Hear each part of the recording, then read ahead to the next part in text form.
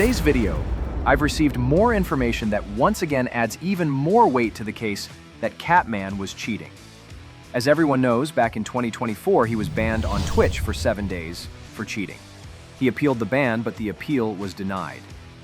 Now, after Riley's cheat clips were posted on social media, Twitch banned him again.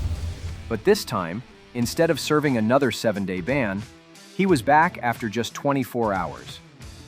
Of course, the Fruit Loops defending Riley claimed he appealed and his account was reinstated, as if that somehow proves he wasn't cheating. I can now prove not only that they lied and tried to gaslight the situation, but that they even went as far as compiling a list of notable names in a desperate appeal to authority. Instead of addressing the actual cheating evidence, they point to big streamers or trusted community figures who supposedly vouch for Riley, as if name-dropping well-known people somehow makes him innocent. But if this were a courtroom, that list wouldn't even make it past the judge. It would be tossed out immediately as nothing more than hearsay. It's not only disinformation, but riddled with errors and outright lies. And I'll come back to that later, as I'm not letting that slide. But getting back to the bans, they claimed Riley was unbanned after just 24 hours and didn't need to serve the full 7 days. That's false, and here's why. In 2024, Twitch could ban a first offender anywhere from 1 to 7 days at the discretion of the enforcement team. In Riley's case, he got the maximum. But in 2025, Twitch changed its rules in an attempt to be more transparent. Now, first offenses are automatically just 24 hours. So no, Riley served his full ban. They lied to you. All of them. They said he appealed, and that Twitch reviewed his gameplay and lifted the ban. But that's nonsense. His appeal was denied, both times. And in both cases, Riley had to serve the entire length of his ban for cheating in multiplayer games. Initially, we had only circumstantial evidence and didn't know the reasons for either ban. In 2024, however, Riley posted that his aim is simply too good, which he appeared to offer as the explanation, effectively acknowledging a cheating-related ban.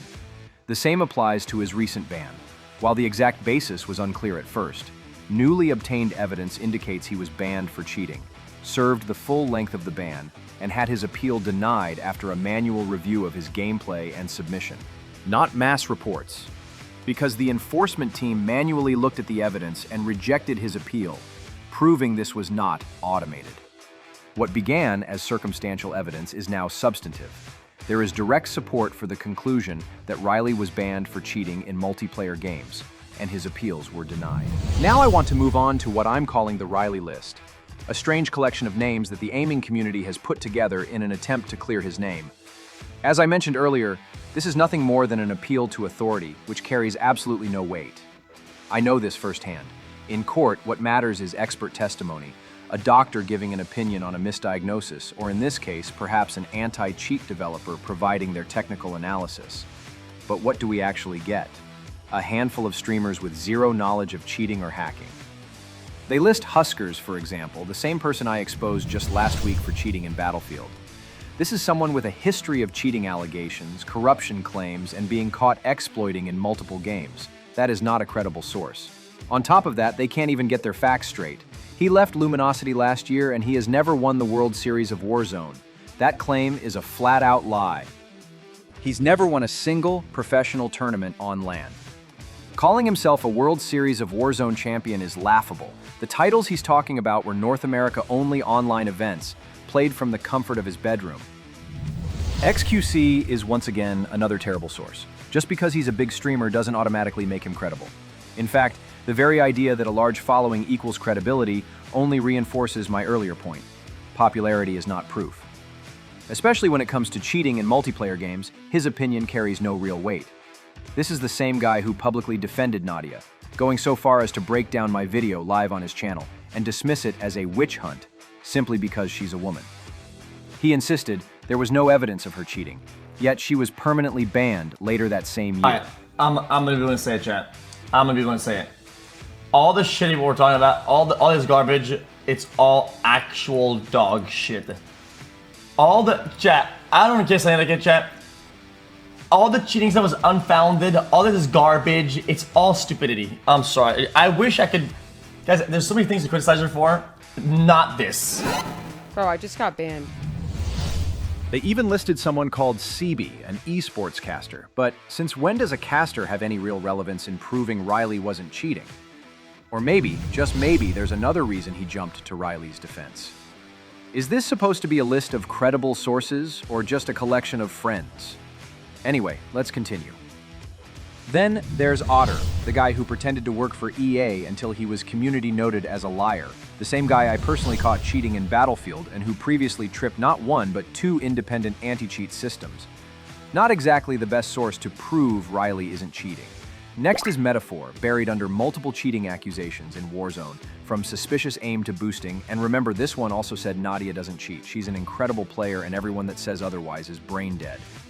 Then there's Daniel Capadia, an esports caster who insisted Riley is clean, even citing Riley's own cheat developer, who just so happens to also be Riley's editor. Yeah, probably regretting that one. These are just commentators. How are they even considered credible sources on what cheating looks like?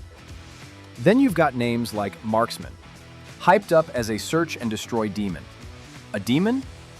We all know why he defended Riley, so let's not pretend. Then we have Serafrags. Look, you can't just keep citing members of the trans community as if that alone makes them credible sources to Riley's innocence. This whole list is laughable. If you see anyone holding it up as proof Riley never cheated, you can safely dismiss it for what it is, propaganda. Not me, though. I worked on the MSN Gaming Zone, where I monitored cheating across a variety of titles. I even went as far as building my own gaming platform, yes, my own platform, directly competing with GameSpy and others at the time. Later, I collaborated with Microsoft to track down cheaters in Age of Empires, which, by the way, I still play to this day. I've even written my own anti-cheat, and no, I didn't need kernel-level access. I used AI-driven bots to infiltrate cheat sites, analyze loaders, extract cheat signatures, and break them down into raw data. And then, just to make things harder for cheat developers, I converted those signatures into what I called angelic script. It was an innovative approach, and it worked. I developed Ricochet Trust Score, software that leverages user mode anti-cheat techniques to validate a player's PC integrity before the game even boots, using Secure Boot and TPM long before they became industry standards. I also built an AI-driven anti-cheat analysis platform called TrueSight, and even published a peer-reviewed PhD-level white paper on computer vision-based cheat detection. I know this field, I've lived it. When it comes to cheating, I am a credible authority.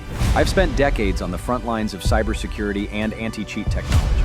I worked on Symantec's double firewall, where my mission was clear: identify threats and stop them. I pulled apart Trojans and worms like Sub7, NetBus, and Back Orifice.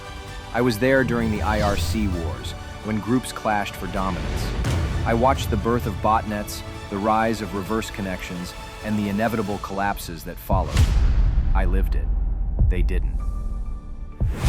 In my expert opinion, this person was cheating. And you can take that to the bank. I'm Call of Shame. God bless every one of you on the other side of the screen.